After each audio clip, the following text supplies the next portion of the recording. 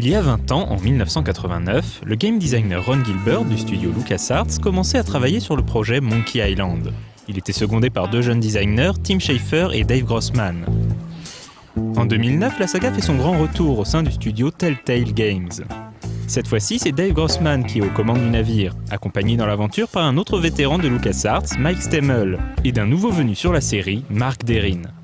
I had never really considered computer games as a way that people made a living until I answered an ad from a little company called Lucasfilm, a growing game design division back in 1989.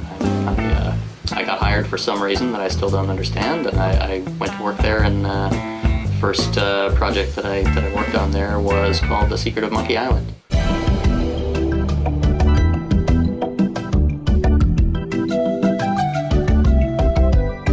We're just having fun in the office. We didn't really know what we were working on, or that it would be, received like it was. It was just, we were just kind of goofing off and made the first Monkey Island game. Working with Ron Gilbert and Tim Schafer and Steve Purcell was really a hoot, because all of those guys are really funny people, and I get a little bit asthmatic, and it was actually kind of a problem for me to be in design meetings sometimes, because we would go all day and we'd just be laughing, and I'd be coughing and laughing and coughing. Ron Gilbert is probably one of the sharpest minds in terms of just sort of designing a game and a story at the same time. He really understands how to do puzzle design, how to integrate it with a compelling story. He also knows how to run a team really well. He's a really good team leader. He gives you the tools to do your best work, and at the same time he kind of gives you the enthusiasm to do that work. Three of us all had different areas in the game we worked on. We all kind of collaborated on the puzzles together, and then designing them. And then it was Ron's idea, and his main outline for the story, the characters and puzzles were there.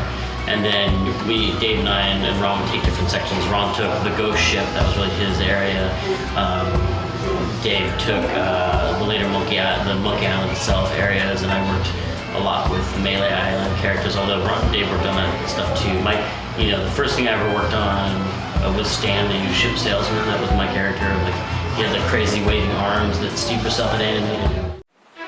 Telltale from the beginning has been interested in these sort of classic adventure game properties, and Monkey Island in particular was always something that we kind of had in the back of our minds that we might want to do, and Dan Connors, our CEO, would occasionally contact LucasArts just to kind of test the waters and see how that might play out.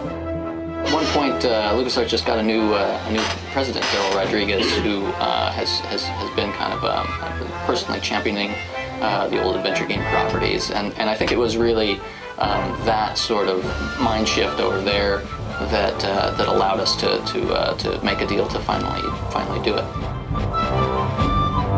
As soon as we had ink on paper and I was able to talk to anyone, the first thing I wanted to do was call Ron up and see what he thought. So I did. I called him up. I said, Ron, we're going to make a Monkey Island series. Do you want to say anything about that? And he said, well, I'm going to be down in your neighborhood pretty soon. He's actually he's been up in Canada working for another company on another game, so we couldn't just sort of have him all the time. But he was going to be in our neck of the woods, and so we had him come in for a couple of days and just brainstorm stuff with us, and we threw all our story ideas against him to see if they would stick. At last, my victory is at hand. I think the specific challenges are getting that right balance of the serious undertones that Monkey Island always has. There's a seriousness that goes kind of throughout its core, and then it's layered with silly on top of that. So making sure that balance is just right is kind of unique to what we do in Monkey Island. As a writer, I'm especially proud of what we're doing with the character relationships.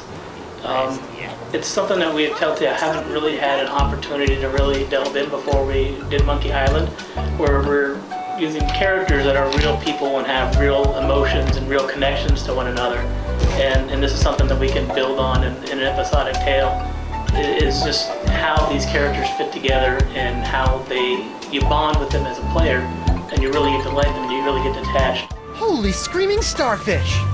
I think I've just found my ride off this stinking island. And also we take a little bit more time to get personal with each of the characters in turn, so there's usually somebody who's kind of got a featured role besides Guybrush in any given episode who's getting a little bit of camera time. We're working on kind of developing the relationships and just generally sort of treating it all, I guess, a little bit more adultly than we used to. I think Morgan Le Fay is one of the characters that I'm most proud of. She's there to kind of change the dynamics between Elaine and Chuck and Guybrush and be somebody that you really like and you really get to know. And I think that she's done that. She's kind of resonated with the fans a lot. And so I'm really proud of that aspect of it. Allow me to introduce myself. I am Morgan Le Fay, mighty pirate hunter. My name is feared across the seven seas. I've taken down Tales of Monkey Island has some kind of almost mystical elements with like ancient artifacts and the ancient Mer people civilization and so forth. And the reason for that, I think, is just that there's the ocean. And the ocean is sort of, especially in sort of old-timey piratey times, and even still today, we don't know a lot about it, and the idea that there are things sort of lurking around it and lurking beneath it is very compelling, and was something that we just wanted to include in the series, the element of mystery. I'm very proud of the overall arc of the season and what we're doing with Elaine and Guybrush and Voodoo Lady and LeChuck, and I'm proud of the incredible bait and switches we're doing in the fourth episode story-wise, which by the time you see this, I'm a little lazy this, I know. By the time you see this, you'll all know what I'm talking about. Tales of Monkey Island is the first Monkey Island series released in 9 years, so the audience has had that 9 years. I think it's 9 years.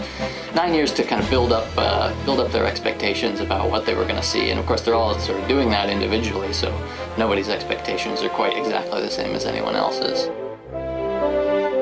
Monkey Island has an incredibly dedicated fan base, but as it happens, I've worked on a number of licenses now with incredibly rabid fan bases, so I've kind of gotten used to it. And plus, I've worked on a Monkey Island game before, so you know, I've learned to interface with the fans pretty well by this point. But you know, pressure's always there. I kind of like the pressure. There's always a little bit of pressure. You want to do it right. You want to make sure you appease the fans and you follow the story that Monkey Island has set forth.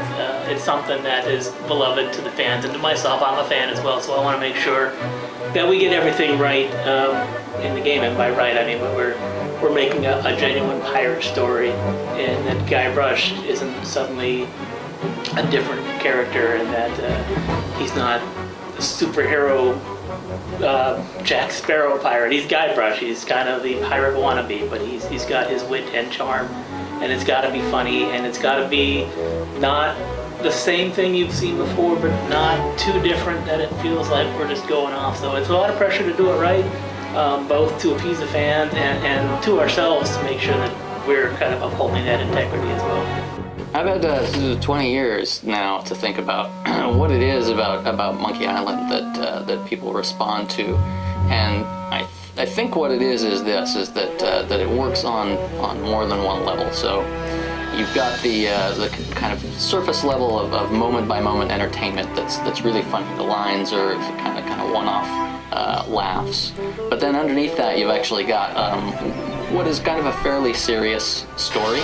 The Secret of Monkey Island is about a young guy who comes to a strange land, kind of seeking his life's dream and finds love on the way. And there's nothing inherently very hilarious about that. So that you sort of come away from it feeling like you've taken something with you. I think more than just the humor.